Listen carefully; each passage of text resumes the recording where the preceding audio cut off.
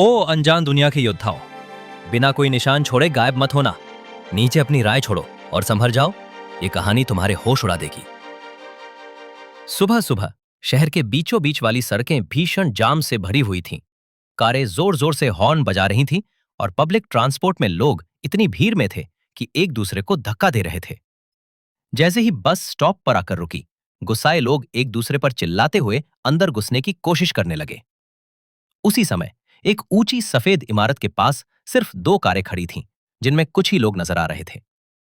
जैसे ही बस की ब्रेक लगी, टायरों की तीखी चरमराहट सुनाई दी और दरवाजे खुले। भीड़ में से दर्जनों लोग एक साथ बाहर निकले और एक ही दिशा में बढ़ने लगे। उनमें एक नौजवान भी था, जिसकी छाती पर हरे रंग का बैग टंगा हुआ था। वो हाँफ रहा था, पसीने से भीगा चेहरा पोंछते हुए बड़बड़ा रहा था। यूनिवर्सिटी तक पहुंचना तो जैसे नर्क झेलने जैसा है। वो थोड़ा रुका, माथा सिकोड़कर सोचने लगा कि उसने पहले साल में ये सब कैसे झेला था। फिर खुद ही नतीजा निकाला, या तो उसे पढ़ाई छोड़नी होगी या यूनिवर्सिटी के पास शिफ्ट होना पड़ेगा। तभी पीछे से एक आवाज आई, एक रिटायर्ड स्पेशल फोर्सेस सार्जेंट से ऐसी बात सुनना तो अजीब लगता है। भूरे स्वेटर में खड़ा एक दोस्त हंसते हुए बोला, अगर तू 2 घंटे की ट्रेनिंग कर ले तो इतनी हालत हो जाए कि वापसी की हिम्मत भी ना बचे। हन्हो का चेहरा उतर गया जब सुन्हू ने मजाक में कहा कि अब तो उसे सेना में भर्ती हो ही जाना चाहिए। हन्हो ने मुट्ठी भींच ली और गंभीर स्वर में बोला, राष्ट्रीय एकता की जीत पक्की है। संगू ने हैरानी से उसकी ओर देखा और बोला, अब बस कर, तू फालतू के बहाने बनाकर सेना में जाने से भाग रहा है। सब मेओन की वजह से, जिससे तू कब का ब्रेकअप कर चुका है। हन्हो ने नजरें नीचे झुका ली और कहा, उसका नाम मत लेना। सुन्हू को याद आया कि पहले साल में हन्हो ने कहा था, यूनिवर्सिटी में किसी से डेट मत करना। उसी वक्त दो लड़कियां सीढ़ियां उतर रही थीं, जिनके बाईं ओर पार्किंग एरिया था। लड़कों का ग्रुप सीढ़ियां चढ़ रहा था, लेकिन हन्हो थोड़ा पीछे रह गया। मुख्य किरदार के चेहरे पर उलझन साफ दिख रही थी। अचानक सुन्हू रुक गया। उसने हंसते हुए हन्हो की ओर देखा और पूछा, तू रो रहा है क्या? हन्हो ने ऊपर आसमान की ओर इशारा किया और बोला, उधर देख। फिर व्यंग्य में पूछा, क्या तुझे ऊपर मेओन का चेहरा दिख रहा है? लेकिन ऊपर नीले आसमान में हल्के शब्दों में 99% लिखा हुआ दिख रहा था, बहुत धुंधला और अस्पष्ट। हन्हो ने उसे कोई अजीब सा टेक्स्ट समझ लिया और घबरा गया। सुनू ने आंखें सिकोड़कर ध्यान से आसमान की ओर देखा। मुख्य किरदार हंसते हुए बोला, इतना तुझे अपनी एक्स की याद आ रही है? पर तभी हन्हो चिल्लाया, वो कह रहा था डाउनलोडिंग मॉन्स्टर्स। उसने लाइब्रेरी के ऊपर की ओर इशारा किया, लेकिन अब वहां कुछ भी नहीं था। ना कोई नंबर, ना कोई शब्द। आसमान अब पूरी तरह सामान्य और शांत लग रहा था। तीनों लड़के चुपचाप आसमान को देखने लगे। तभी सांगू ने हनु का कंधा पकड़कर हिलाया और चिल्लाया, तूने ना गेम्स ज्यादा खेल लिए हैं भाई, अब तुझे आसमान में भी मॉन्स्टर्स दिख रहे हैं। मुख्य किरदार ने हानहो की बातों को यह कहकर टाल दिया कि वो बस कल्पना कर रहा है और उसे कम पीना चाहिए। अपनी गर्दन सहलाते हुए वो युवक चुपचाप खड़ा रहा, जैसे बहस करने की हिम्मत ना हो। हानहो ने खुद को होश में लाने के लिए अपने गालों पर जोर से थप्पड़ मारे। चलो कॉफी पीते हैं, उस युवक ने माहौल बदलने के लिए कहा। लेकिन सुनु ने सिर हिलाते हुए मना कर दिया, समय नहीं है, प्रोफेसर किम हमेशा समय पर आते हैं। हानो मुस्कुराते हुए बोला, तुम्हारे पास तो सब करने का टाइम है, आखिर तुम स्पेशल फोर्सेस में हो। सुनु ने उसकी बात को तवज्जो नहीं दी। सीढ़ियों से फिसलते हुए हानो जोर देकर कहने लगा कि उसने सच में वो चमकते हुए अक्षर देखे थे। लेकिन सुनु ने उसे रोकते हुए कहा, हाँ बस कर। सुनु लिफ्ट की तरफ बढ़ा, जहां कुछ छात्र पहले से खड़े थे, और सीधा कमरा नंबर 404 की ओर चला गया। अंदर प्रोफेसर किम, सुनहरे बालों वाला एक सूट पहना हुआ आदमी, पहले से लेक्चर दे रहा था। सुनु अपनी सीट पर बैठा, लेकिन उसकी आंखें नींद से भारी थीं। कॉफी पी लेनी चाहिए थी, उसने सोचा। प्रोफेसर की आवाज अब उसे धुंधली सुनाई देने लगी थी। फिर अचानक एक चमकती हुई पट्टी उसके सिर के ऊपर दिखाई दी, जिस पर सवाल लिखा था, तबाह हो चुकी दुनिया में कौन सी क्षमता सबसे ज्यादा काम आएगी? सुनु ने चौंक कर ऊपर देखा। उसने ध्यान से पढ़ा। सिस्टम ने कहा कि उसे अभी चुनाव करना होगा। सुनु ने अपनी आंखें मल ली, जैसे यकीन नहीं हो रहा हो कि यह सब असली है। तभी हॉल की छत से लटक रही लाइट्स जोर जोर से झपकने लगीं और फिर एक तेज आवाज के साथ सब अंधेरे में डूब गया।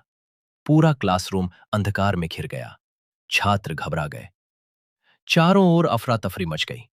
कोई चिल्लाया कि शायद सूर्य ग्रहण है, लेकिन पसीने से तरबतर सुनू ने तुरंत सोचा, दोपहर में ऐसा घनघोर अंधेरा, यह ग्रहण नहीं हो सकता। सफेद बालों वाले एक छात्र ने अपना फोन निकाला और डर से चिल्ला उठा। गैजेट ने काम करना बंद कर दिया था। एक भूरे बालों वाली लड़की ने ऊपर देखा और कांपती आवाज में पूछा, क्या तुम लोग भी वही देख रहे हो? और वो देख रहे थे।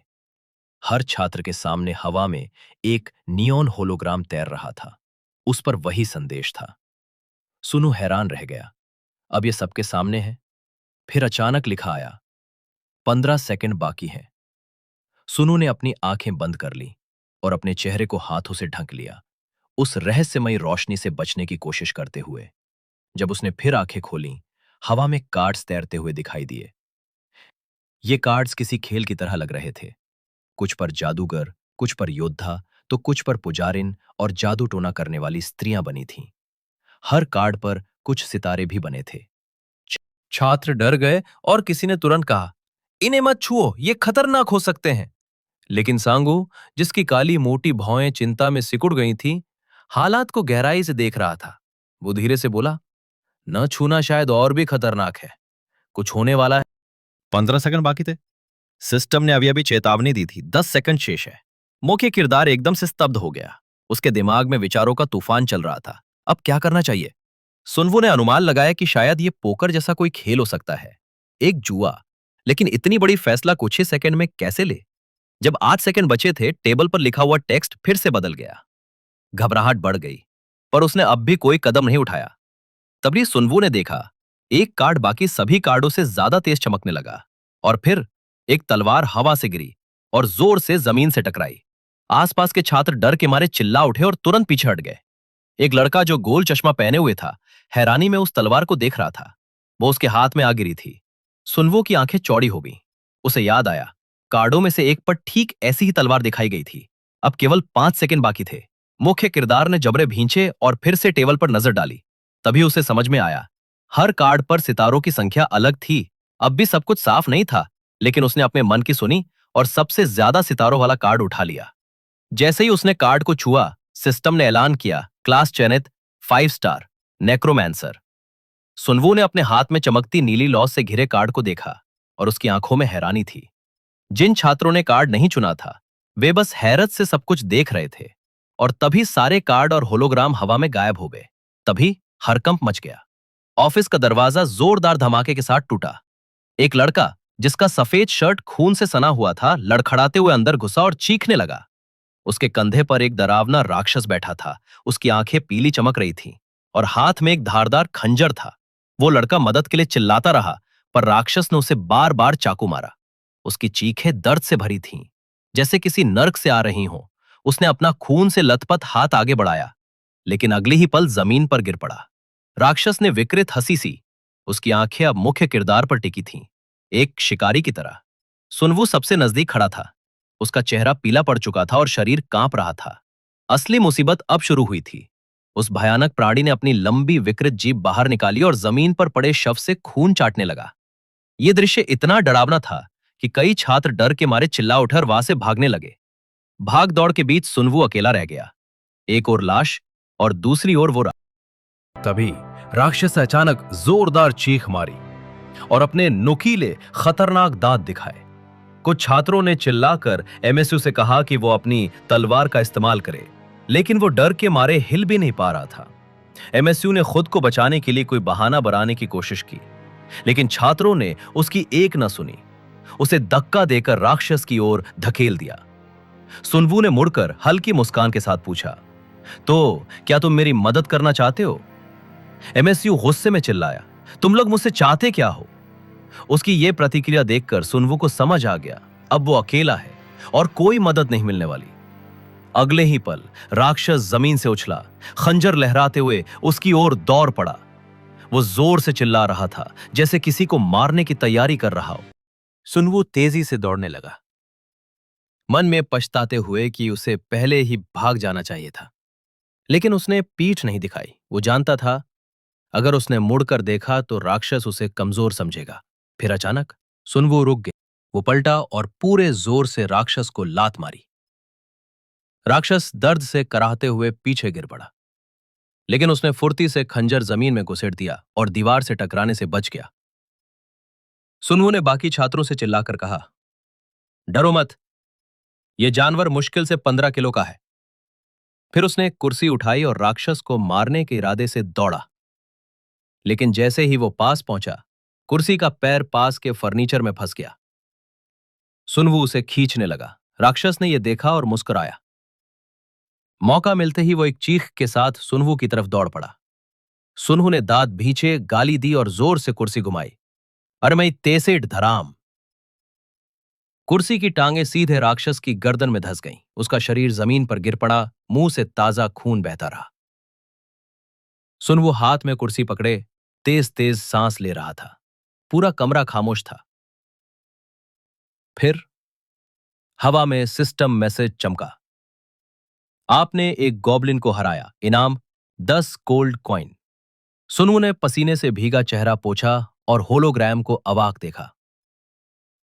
एमएसयू अब भी अपनी तलवार सीने से लगाकर पीछे खड़ा था। डर उसकी आंखों में साफ था। बाकी छात्र आपस में धीरे धीरे कुछ बुदबुदा रहे थे। सुनवू कुछ समझ नहीं पाया। ये गॉब्लिन, ये तो असली दुनिया है, कोई फैंटेसी गेम तो नहीं। तभी टेबल का मैसेज बदल गया। अब मृत प्राणी आपके अधीन होंगे। और फिर गॉब्लिन की लाश अब कंकाल योद्धा में बदल दी गई है। स्वामी सुनवू। सुनवू ने अविश्वास से स्क्रीन की ओर इशारा किया। वो ये सब पढ़कर हैरान रह गया। तभी पीछे खड़े छात्रों ने जोर से चिल्ला दिया। सुनवू ने पलट कर देखा। उसके पीछे नीली भयानक आग जल रही थी। वो नियॉन जैसी लौ लगातार बड़ी होती जा रही थी। एक नई शक्ति जाग चुकी थी। मुख्य किरदार हैरानी से देखता रह गया। उसकी आंखों के सामने कुछ असंभव घटित हो रहा था। नीली लौ के भीतर कुछ आकार ले रहा था। हड्डियां जो धीरे धीरे एक इंसानी कंकाल का रूप ले रही थी।